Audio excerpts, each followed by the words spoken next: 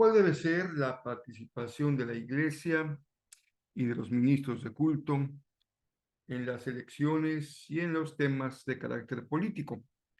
Hoy haremos una breve reflexión sobre este tema en la serie Etapa a Etapa, lectura devocional de la Biblia en un año.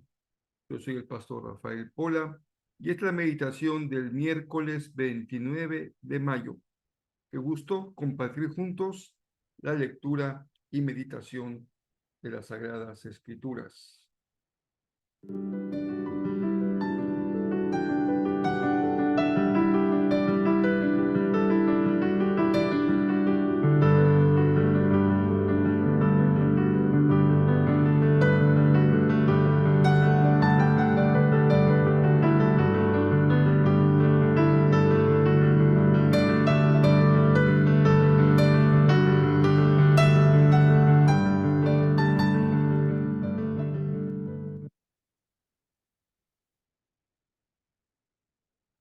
Jesús dijo, denle a César lo que es del César y a Dios lo que es de Dios.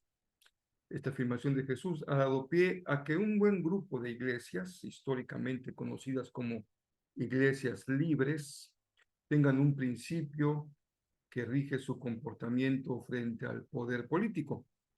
Me refiero al principio de la separación de la iglesia y el Estado y el principio de la libertad religiosa. La Iglesia Católica históricamente tuvo una relación simbiótica, prácticamente una unión casi invisible de diferenciar con el poder político. Incluso en muchas épocas de la historia, el poder del Papa estaba por encima del poder de muchos gobernantes en diferentes países. Con la reforma las cosas cambiaron, pero no cambiaron tanto. En Alemania y en algunos países de Europa se mantuvo una relación muy cercana entre la Iglesia y el Estado. Hablamos de iglesias nacionales, es decir, iglesias que se reconocen como propias de un país, como puede ser el caso de Alemania, en su caso lo fue en Inglaterra y en otros países del norte de Europa. Pero un gran sector del mundo cristiano, englobado dentro de las iglesias libres, mantuvieron un principio de separación de la iglesia y el Estado. En algunos casos este principio se llevó a un extremo incorrecto, inadecuado, en donde el cristianismo, la iglesia manifestaba no solamente una sospecha, un alejamiento, sino un rechazo absoluto al poder político y al Estado, cayendo incluso en momentos de anarquía o de rebelión frente al Estado. Y esto motivó también que en algunos casos estas congregaciones fueran perseguidas.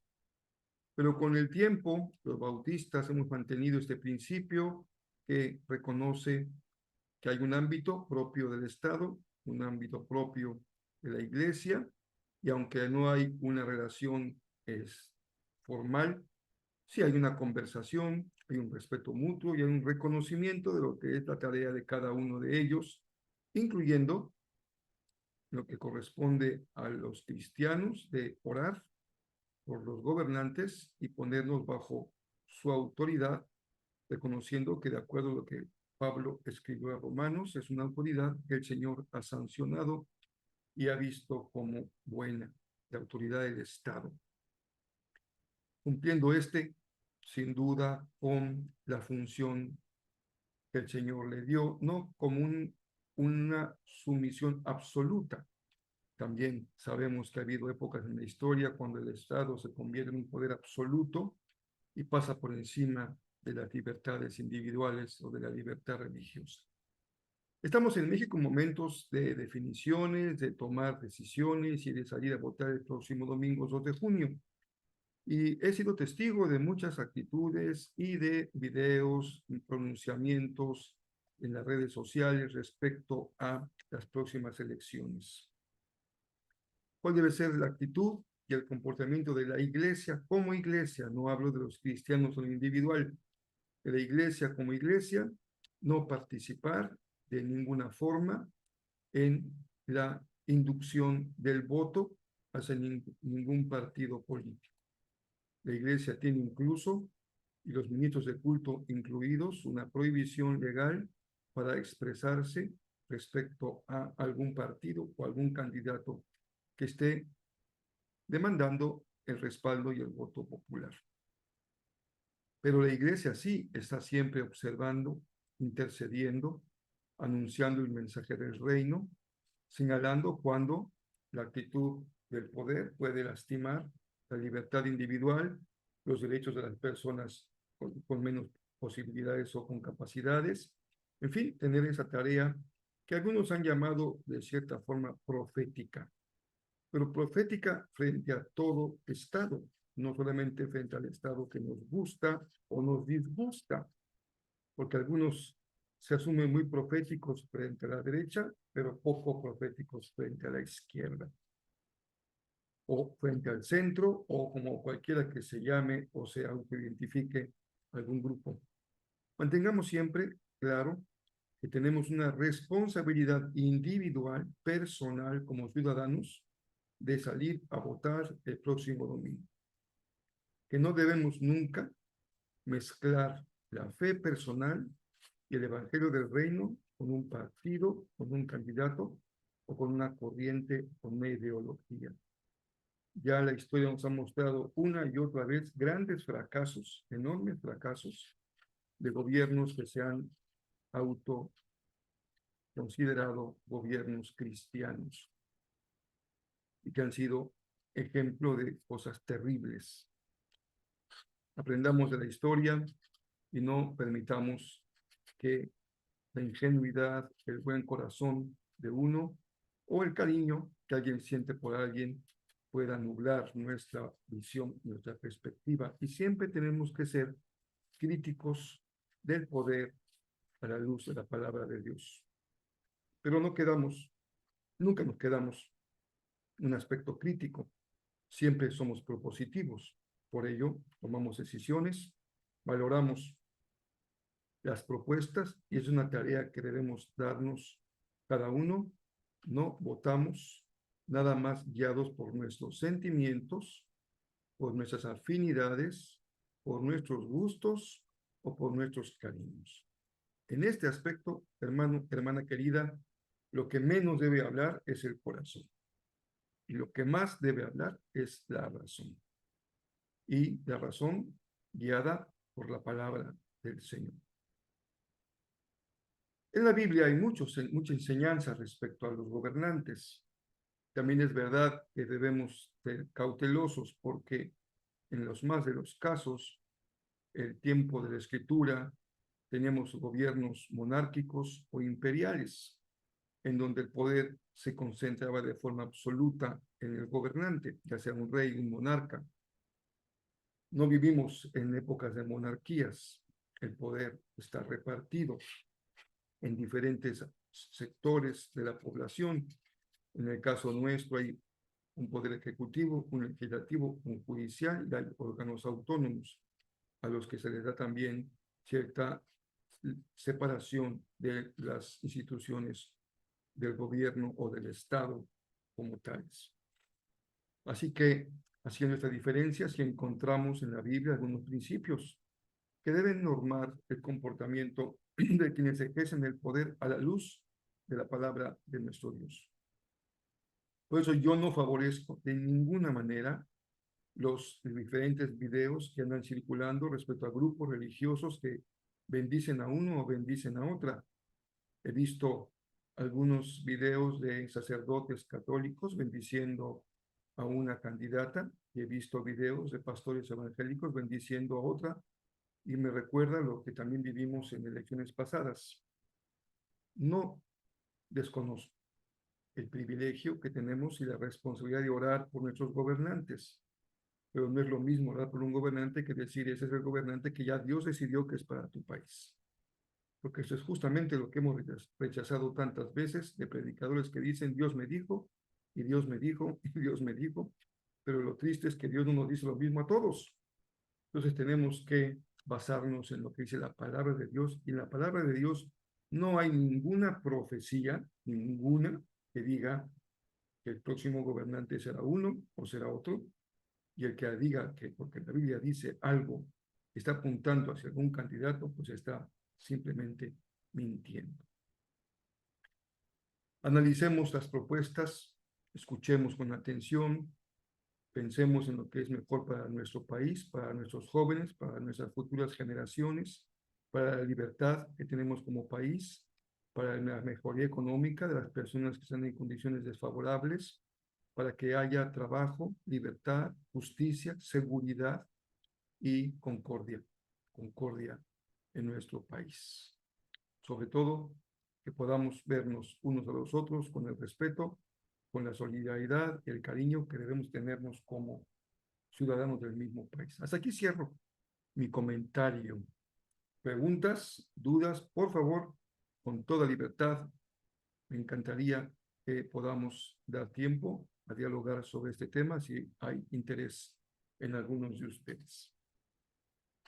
Pero estamos aquí, y discúlpenme que tuve que echar mano de este espacio porque creo que es necesario como pastor compartirles esta palabra de orientación, y tal vez en los próximos días de aquí al día de las elecciones podré abundar un poco más respecto a estos temas, porque nunca hago yo un señalamiento de carácter electoral, sino de carácter general. Pero estamos compartiendo la escritura, y justamente si hablamos del poder, pues para el mejor ejemplo de la tristísima, trágica historia de David con su hijo Absalón. Porque el poder, cuando alguien se enferma del poder, como hablábamos el domingo pasado, si alguien se enferma de rencor, si alguien se enferma de poder, es capaz de hacer cuanta tontera, burrada, traición, cochinada se puede usted imaginar, y las palabras que uso se quedan cortas frente a lo que Absalón hizo con David. Sabemos que ante la muerte de su hermano, cuando asesina a su hermano, pues Absalón tiene que salir huyendo y se refugia en una ciudad.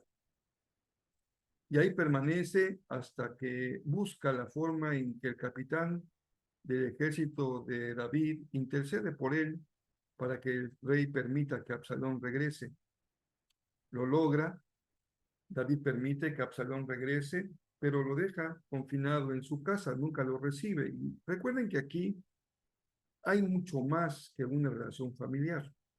Se trata del rey y a quien recibe el rey, y lo que significa que el rey no reciba a alguien. Así que aquí hay un sedimento político en la relación de David con sus hijos. Logra finalmente Absalón que David lo reciba. Esto querría decir que se ha perdonado, que ya no tiene nada que temer ni que deber ante la autoridad del rey.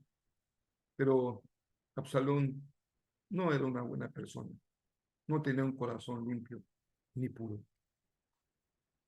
Lo que vemos en su comportamiento de enojo, saliendo como un vengador de su hermana, en realidad estaba mostrando una persona de muy baja calidad. Y lo muestra después, porque una vez que Absalón logra que el rey le permita salir a presentar un voto, pues organiza todo para ponerse en contra de su propio padre y levantar una rebelión.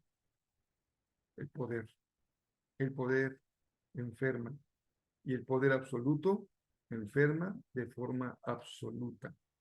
Aprendamos de lo que la Biblia nos enseña. También vamos a considerar Juan capítulo 18, verso 1 al 24. El arresto de Jesús.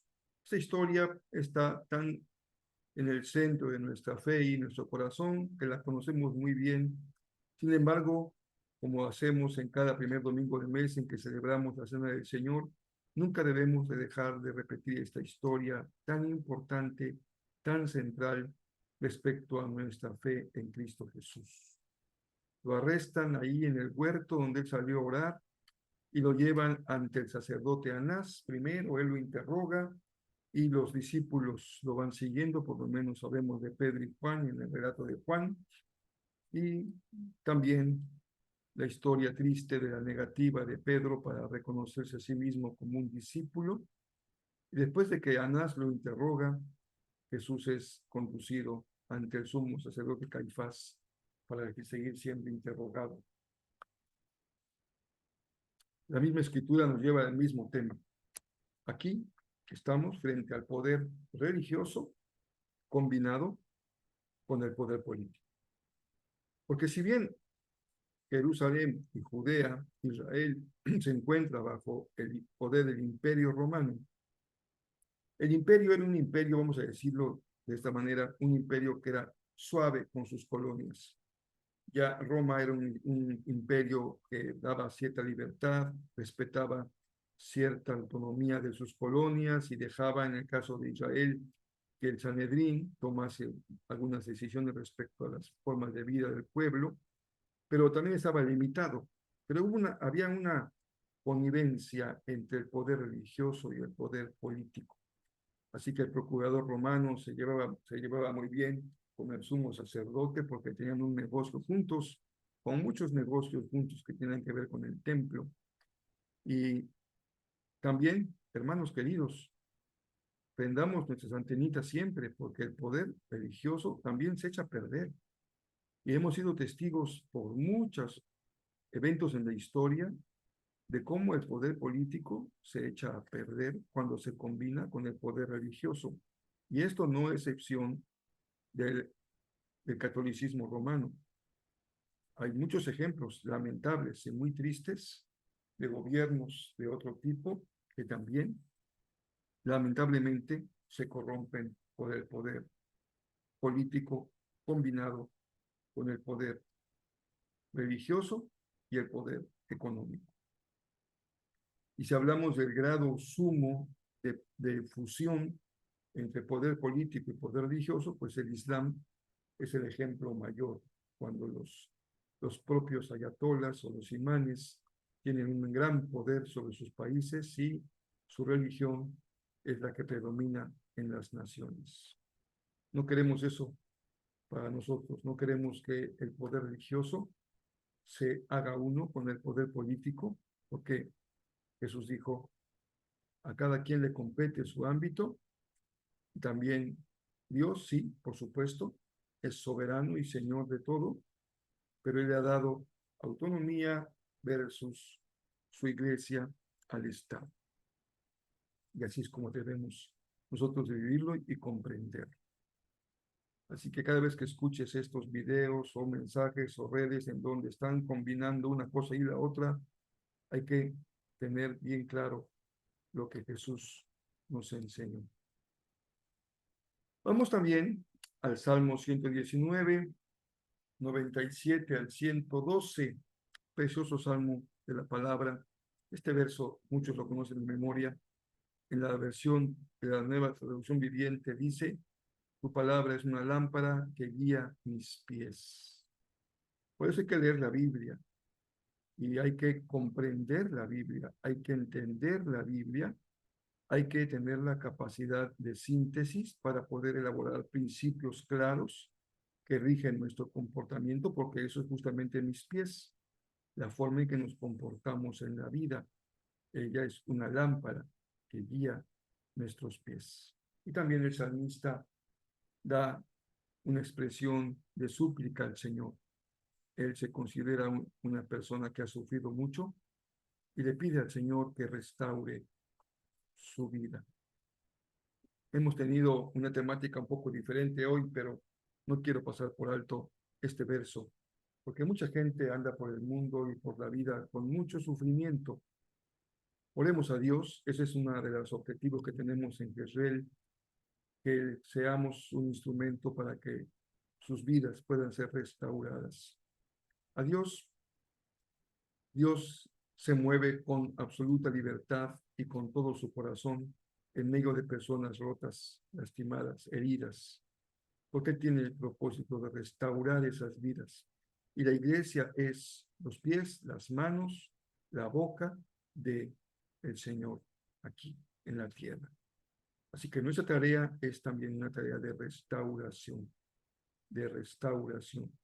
Que así sea, en donde quiera que nos movamos, podamos restaurar personas con la palabra y con el Espíritu. Finalmente, dice los proverbios, es mejor tener poco con justicia que ser rico y deshonesto. Escuchemos la palabra.